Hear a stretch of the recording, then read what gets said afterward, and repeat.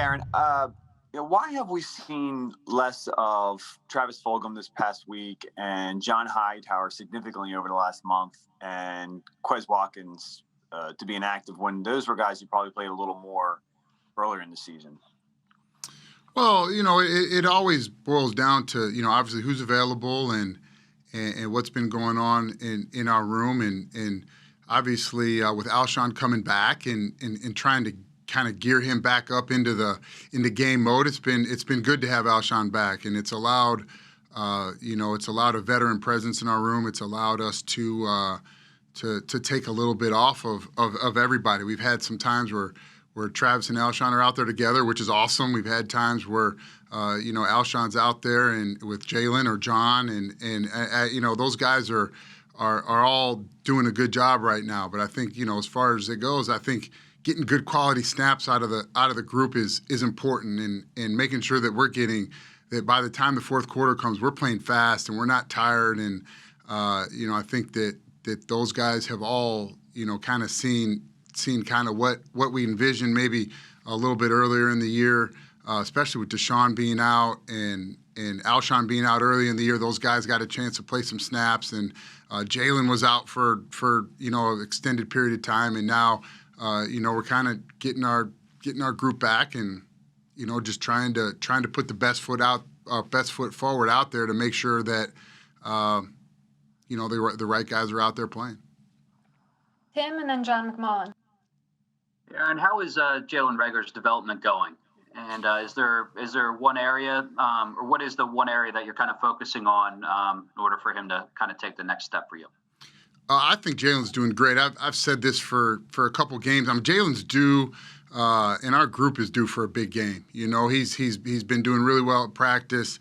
Just coming back off of that thumb, and he really hasn't had any hesitation with it, which was my biggest concern, obviously, coming off of that deal. But he's doing a good job. I think, from his development standpoint, there's a couple finer details, just as far as, his day-to-day approach to practice and just making sure everything he's doing in practice is going to carry over into the game, and working back to the football, not waiting on it, has been something we've really, truly been focusing on. And then, just with some of his deeper routes, just, kind of putting himself in a better position where the DB can't be right there and be able to kind of body him. He can use his strength and his speed to his advantage. And it's a process sometimes with young guys, but excited about where he's at. Honestly, I've been excited about Jalen, and I think that him missing those 5 games, really stunted his development, and now it's kind of cranking back up, and just excited for this weekend. Excited to see what he's going to do. John and then Chris Franklin. Hey, Aaron, you kind of talked about the injuries, Alshon being out for a long time, Deshaun moving, Jalen got injured, even Quez at times. When we always talk about chemistry with quarterbacks to wide receivers, but chemistry among the group on those combination routes and those bunch formations, how does that kind of stuff get affected by those moving parts?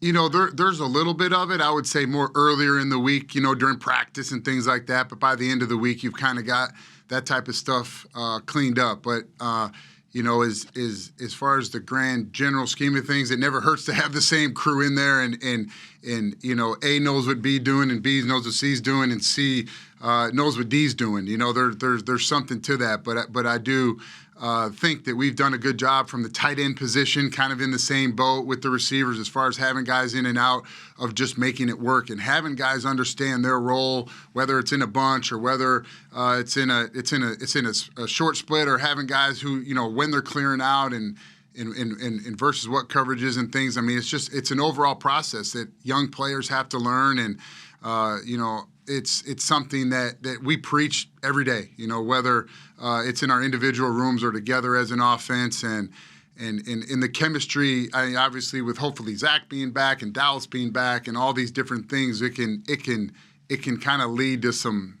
more points on the field. Chris and then Dave. Hey, Aaron, there was so much made of Quez Watkins' speed when he was taken out of the draft this year. What other things can he do to find his way to get back on the field, and what other things he needs to work on his development? Well, I think again, as you look at Quez and what he's doing, he's doing a great job, phenomenal job right now on the scout team, making plays out there. Guys are really encouraged. I think I'm very encouraged with what he's doing. And now just take that and be able to play at that same speed when he's getting his offensive snaps. And John Hightower's been a guy who's been able to get behind defenses and has been able to do that on Sundays. And Quez filled in when we needed him, in Pittsburgh a little bit, and he did a good job. But we got Jalen back, and all of a sudden Alshon's back, and then you kind of get Deshaun was back for a little bit, and just getting those pieces where you want them. And again, Quez, I told Quez a few weeks ago when some of the COVID stuff was going on, I just said, hey, look, there's a chance you're going to have to play. And he was on it. We went through some of the game. I mean, he was on top of his details, so he's doing the things off the field that he's supposed to do. And I have a lot of faith in Quez. If Quez needed to go out on Sunday, that he would do a great job. And but for right now, he's got to continue to do what he's doing in his role on our team right now, which is be on the scout team this week against Green Bay. Dave and then Zach. Hi, Aaron. There's obviously some pressure that just comes with being a first-round pick, and then Jalen gets hurt on top of it and misses some time. How has he dealt with all that? I think he's dealt with it well. I think early on, I felt like there was a little bit, you could feel it a little bit on him, and just if he wanted to press, the thing about Jalen, he wants to be so good, not for Jalen, he wants to be so good for Phildelphia. He wants to be so good for our organization here. And he puts a lot of pressure on himself, and I love that about him. And I think in a weird way, his development, I think, took a little bit of a backseat where his mental was able to pick up during that time that he was out. And he was able to see things from a different perspective. He was able to sit back and watch and see a few things where sometimes when you're in, you don't see it all. And when you're out, you have a chance to see the big picture. And I think that really helped him. And now as we're picking up some of the physical stuff, getting back into just the moving parts of where he needs to be, I think that it's allowed him to step his game up. And I said it before, I really am excited about where he's at. I'm excited to see him go out and finish these last 5 games and see where that puts us. If that gives us a chance to go make a run in the playoffs, it'll be important. He'll be an important piece of that. Zach and then Les. Hey, Aaron, I wanted to follow up on the first question regarding the playing time of the wide receivers. You're coming off a week when Travis played his fewest percentage of snaps all season, and Jalen played his lowest percentage since week 1. Why is that the case when coming out of the bye, Travis was leading the league in those previous 4 weeks, and as you mentioned, Jalen's your first-round pick who's developing? Well, I think that the biggest thing is getting quality snaps. It's not about playing 80 snaps. It's about getting the best snaps. And I want those guys to play their best snaps. If the only time that Hightower comes in the game, he's running a deep ball, well, that's stupid on our part. Everybody in the whole world knows what he's doing. He's got to play regular snaps. The same thing goes for Alshon. If the only time he's coming in the game is to run a route where he's going to get the ball, well, everybody knows that. We've got to play snaps. And I'd rather those guys get in there, play. Alshon is a savvy veteran that's played a lot of football, and he has been such a great voice in our room for the young players. And he's gone out there, and I know it doesn't sometimes show up in the stat sheet, but there's things he does in a football game that being in this league long enough, he does them with such ease and confidence that these young guys, Travis especially too, has seen that, and that's good for those guys to see that. And he's another one. I mean, Alshon is out at practice. He's playing well. He's doing all the things we've asked him to do, and it just hasn't calculated into the stats in the game. But there are things that he's done in the game that, from a blocking standpoint, from understanding spacing of the routes where he's in the spot he's supposed to be to get somebody else open, that I know don't show up, but what he's done is helped our group tremendously, and it's allowed Travis to play a few less snaps, where now at the end of the game he's fresh and playing full speed, and that's helped our group as well too. You have time for one more, and then we have Dallas on deck. So go ahead, Les. Hey, Aaron. So you were talking about Jalen Reagor's development, especially since the bye, but frankly, we don't see that reflected statistically very much. You said you thought he was due for a breakout game. Could you talk about a little more and what you're seeing that we're not seeing in these games here lately? Well, it's interesting. I obviously have played the position for a long time. There are times as a receiver where you're wide open and you don't get the ball. And the ball, you might be on the backside, or the ball may go to somebody else, and certain things like that.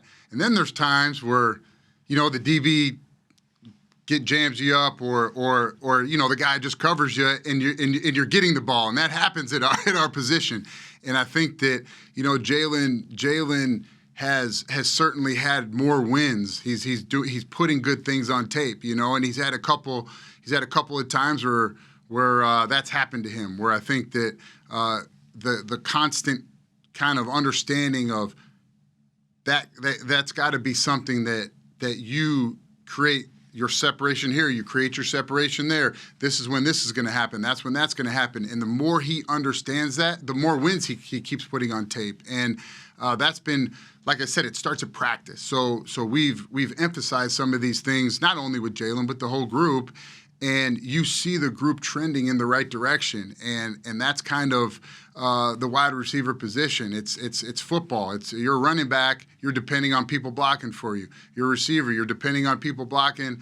Right, quarterback throwing. Sometimes it's a guy clearing it out for you to make sure you get your route in the right spot, or us clearing it out, and the running back's running a route, or the tight end. I mean, it's all 11 guys encompassing, and for Jalen. Is just not getting frustrated and understanding. You keep putting wins on tape, as not only Jalen, but the rest of our geek. Keep putting wins on tape.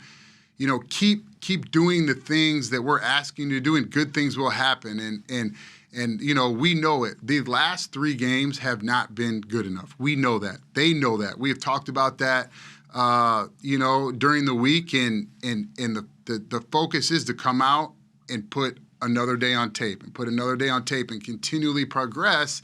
And so when you get to the next Sunday, you've done everything you can up until that point, and then go out Sunday, play with your hair on fire, and go make plays. And I've told them that when the plays are there, we got to make them. It can't be, if it's a 50-50 ball right now, it can't be a 50-50 ball. It's got to be a 75-25 ball. I mean, that's just the way that it is right now. And if we're going to make a jump and make a real play for the division over the last 5 games, that's got to be the mentality, and that's how we've kind of attacked this week. We've attacked the last couple weeks, and that's the only way I know how to do it, and that's the way that they're starting to take on, and that's like I said, that's why I'm kind of hoping at some point here that we have one of those games where everybody has a bunch of catches and a bunch of yards. We got to make first downs, and then everybody can keep rolling in and out of the game and keep them fresh, and that's when the points start to go on the board.